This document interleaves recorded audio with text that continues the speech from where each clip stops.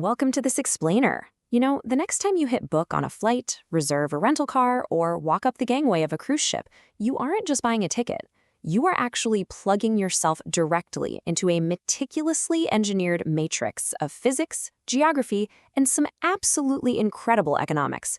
Today, we're decoding the global mobility blueprint. We're going to map out exactly how the arteries of our modern world really function behind the scenes. Here is our roadmap for today. We'll be speeding through 1. The global mobility engine. 2. Aviation conquering the globe. 3. Bound by Earth, rail constraints. 4. Road networks and rental economics. 5. Maritime transport and captured economies. And finally, 6. The digital nervous system. All right, let's dive right into Section 1, the global mobility engine, and the sheer scale of international travel. Now, we usually think of travel as this deeply individual personal experience, right? But mathematically speaking, it is a massive industrial phenomenon. 877 million tourists cross international borders every single year. Just to put that into perspective, that is literally more than the entire population of Europe. And every single one of those people relies entirely on a hidden, massive transport infrastructure just to move from point A to point B. This isn't just movement. It's a fundamental structural pillar of our entire global economy. And this massive scale creates what is essentially a perfect, perpetual symbiotic loop. Think about how improved infrastructure completely transforms distant, completely inaccessible geographies into massive economic destinations. A textbook example here is how modern air travel turned Dubai from a regional port into a global megahub. That newly created access directly drives a massive surge in tourist demand. And then, as traveler demand rises and people start spending money, it funnels millions in capital straight back into the system to fund even more transport innovation. The transport relies on the tourism, and the tourism absolutely relies on the transport. It feeds itself. So to truly wrap our heads around the physics and the economics of this massive engine, we have to break it down into 4 distinct domains. We've got aviation, which is our speed paradigm, then rail, acting as the networked backbone, road, serving as the independent artery, and finally, shipping, which acts as the floating destination. Each of these operates under completely different physical laws and entirely distinct economic models. Moving on to Section 2, aviation, conquering the globe, the speed paradigm. So, aviation literally conquered distance. It fundamentally altered our perception of geography by turning thousands of miles into just a few hours. But it presents this really fascinating volume versus value paradox. Check this out. Aviation powers a massive 40% of all international travel. However, when you look at the total global travel volume across all modes of transport, aviation only accounts for 12.5%. Why is that? Well, because while a plane is an incredible, high-value tool for making those massive intercontinental leaps, it's completely useless for local, last-mile transit. Once you land, it relies entirely on cars and trains to actually get you to your final destination. And behind the scenes, the aviation economy is way more complex than just flying people to a sunny beach. It operates on 4 distinct models. Sure, we all know scheduled passenger flights, but the real hidden magic? That happens in belly-hold passenger transport. While you're sitting in your seat, comfortably sipping a ginger ale and watching a movie, there is commercial freight packed directly beneath your feet in the cargo hold.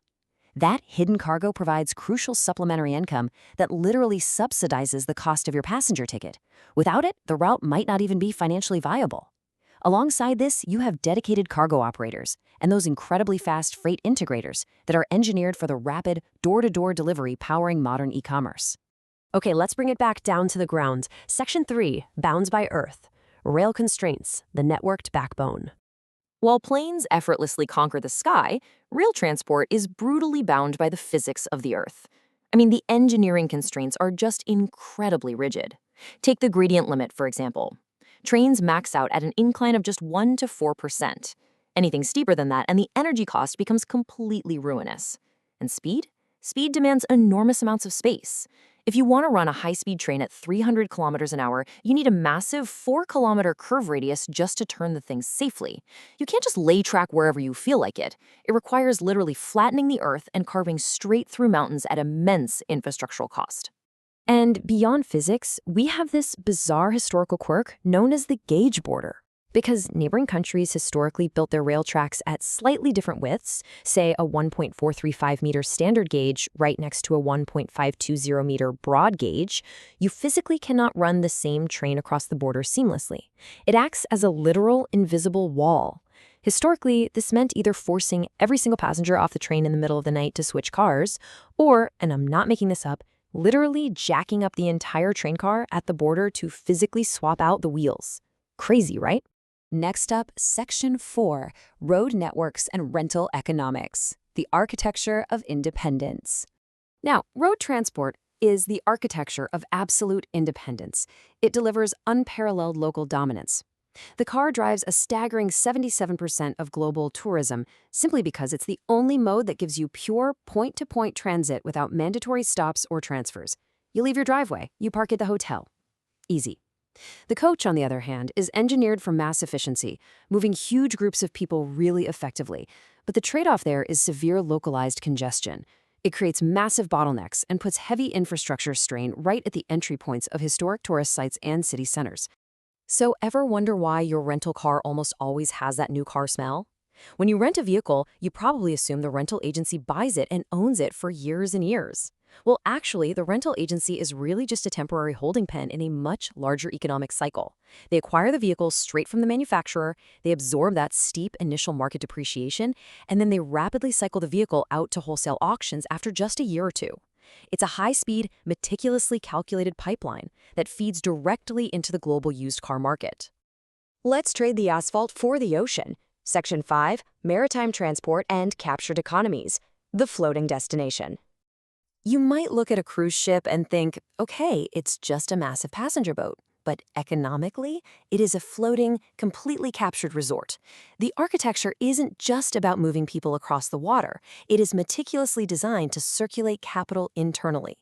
Every square inch of the vessel, the casinos, the high-end retail shops, the specialty dining, the spas, it's all engineered to capture your tourist spending and funnel every single dollar directly into corporate profits before you ever even step foot on land.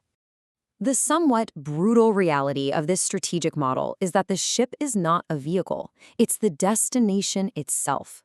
By trapping maximum tourist spending on board or funneling passengers exclusively to privately owned and operated island facilities, the cruise industry is deliberately starving the local host shoreline of economic spillover. The actual destination isn't the beautiful, historic port community where the ship drops anchor. The ultimate destination is the ship's own balance sheet. Finally, we reach Section 6, the Digital Nervous System, Managing Global Mass Movement. Now, global mobility wasn't always this integrated. It actually started as an independent elite privilege, a very slow, very fragmented process. But as paid holidays normalized and the middle class expanded, the industry had to engineer massive coordinated transit systems to make mass global tourism financially viable. Today, this immense scale is managed by global distribution systems.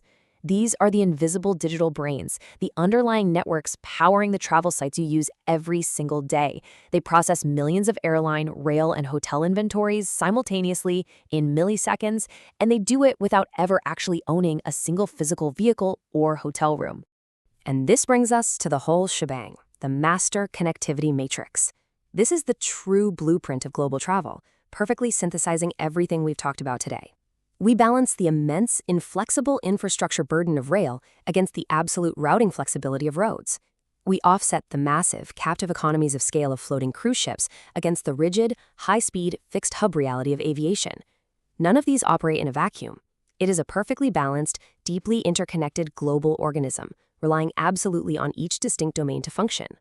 So the next time you pack your bags, take a close look at your itinerary and ask yourself, how is my trip being quietly manipulated by rigid track gauges, wholesale rental vehicle cycles, and invisible digital distribution networks?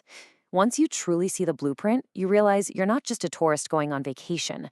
You're actually a vital, active component in the most complex, interconnected machine humanity has ever built. Thanks so much for joining me on this explainer.